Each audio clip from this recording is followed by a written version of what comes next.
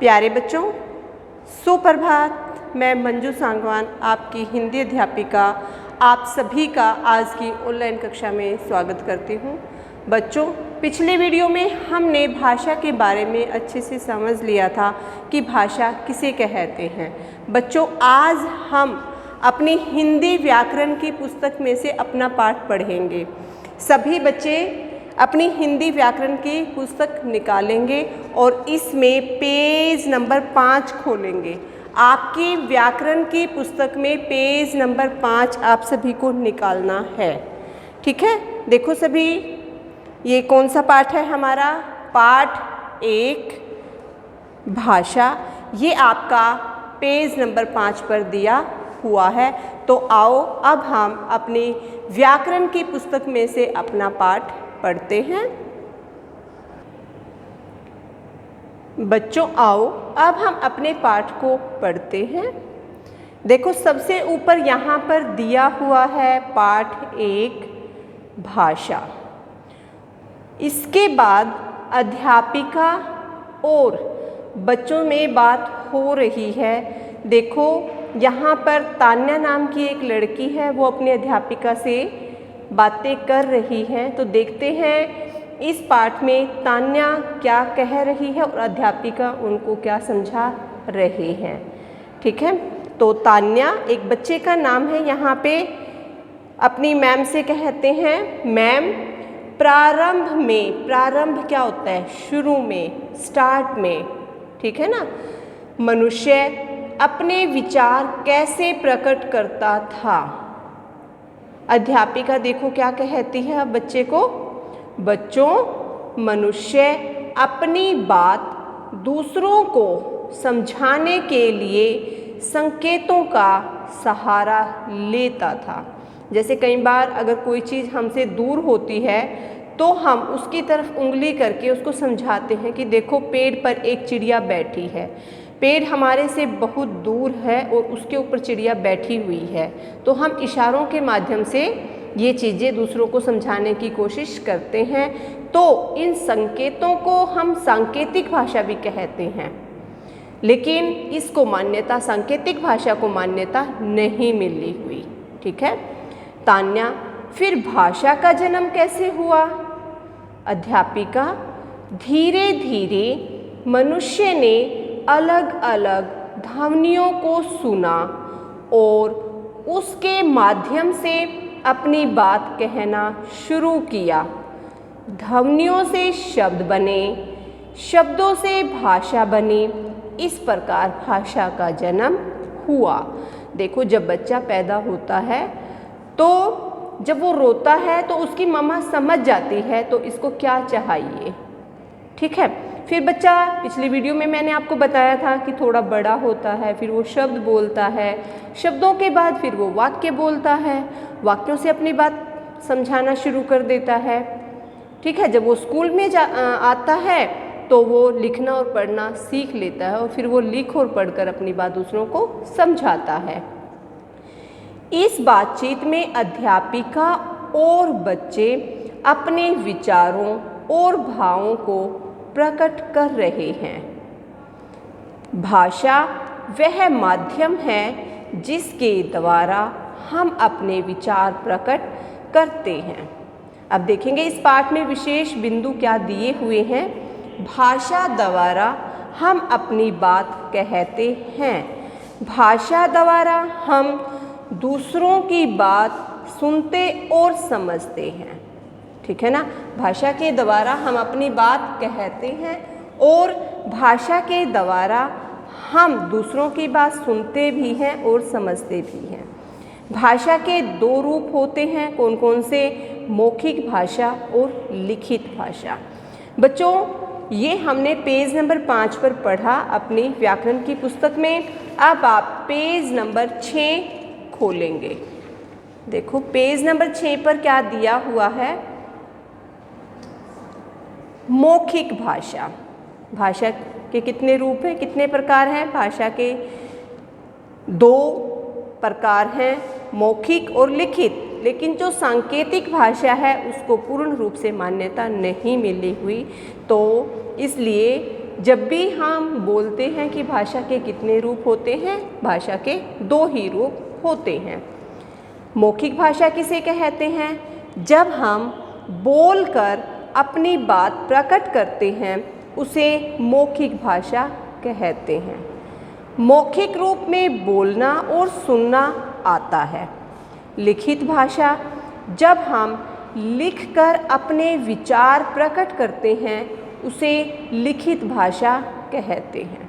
अब देखो बच्चों, इस चित्र में ये लड़की फ़ोन पर बात कर रही है, तो ये किसका उदाहरण है? मौखिक भाषा का उदाहरण है।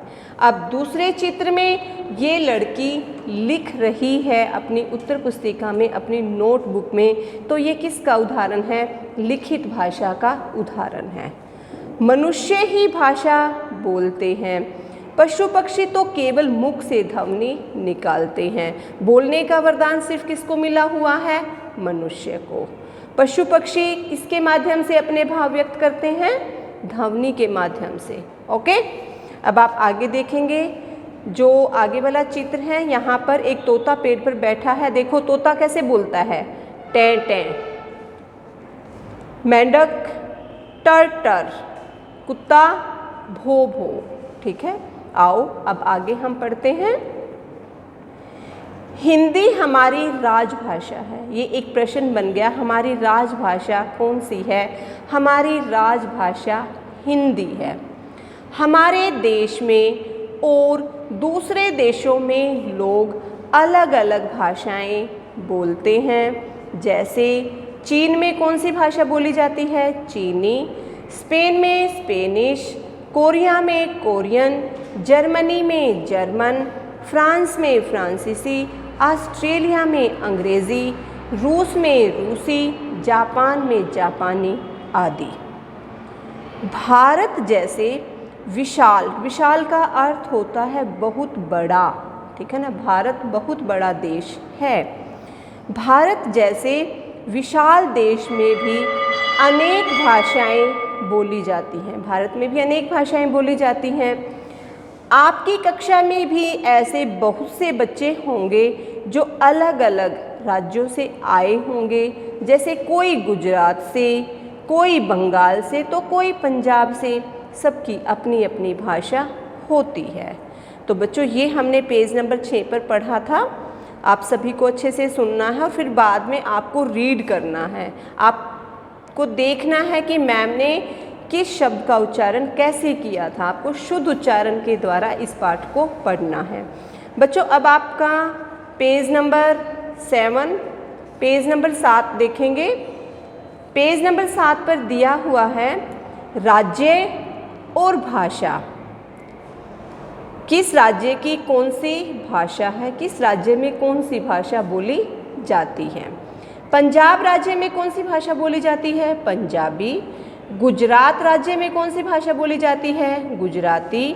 बंगाल राज्य में कौन सी भाषा बोली जाती है? बांग्ला। केरल राज्य में कौन सी भाषा बोली जाती है? मलयालम। ठीक है, अब इसके बाद हमारा अगला है लिपि। लिपि के बारे में अब हम पढ़ेंगे। लिपि किसे कहते हैं? पिछली वीडियो में मैंने आप सभी को अच्छे से समझाया था कि लिपि किसे कहते हैं, लिखने के ढंग को क्या कहते हैं? लिपि। तो देखो आपकी पुस्तक में क्या दिया हुआ है लिपि के बारे में। हर भाषा को अलग अलग ढंग से लिखा जाता है। लिखने का यह ढंग ही लिपि कहलाता है। हर भाषा की अलग लिपि होती है, जैसे हिंदी, संस्कृत, गुजराती आदि। भाषाएं देवनागरी लिपि में लिखी जाती हैं। देखो, सारी भाषाएं बेटा देवनागरी लिपि में नहीं लिखी जाती।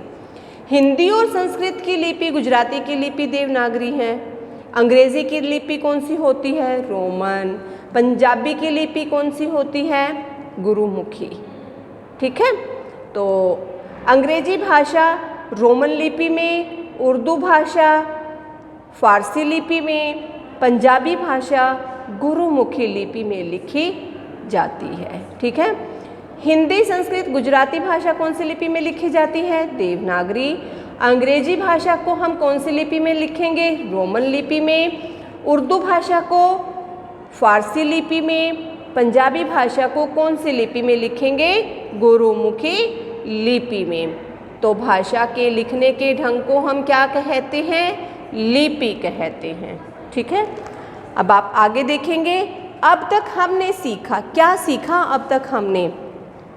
भाषा एक ऐसा माध्यम है जिसके द्वारा मनुष्य अपने विचार प्रकट करता है।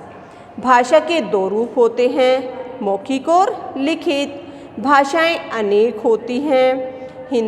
देखो, गुजराती भाषा, पंजाबी भाषा, ठीक है ना, बहुत सारी भाषाएं होती हैं। गुजराती, पंजाबी, हिंदी, ये सारी क्या हैं? भाषाएं हैं।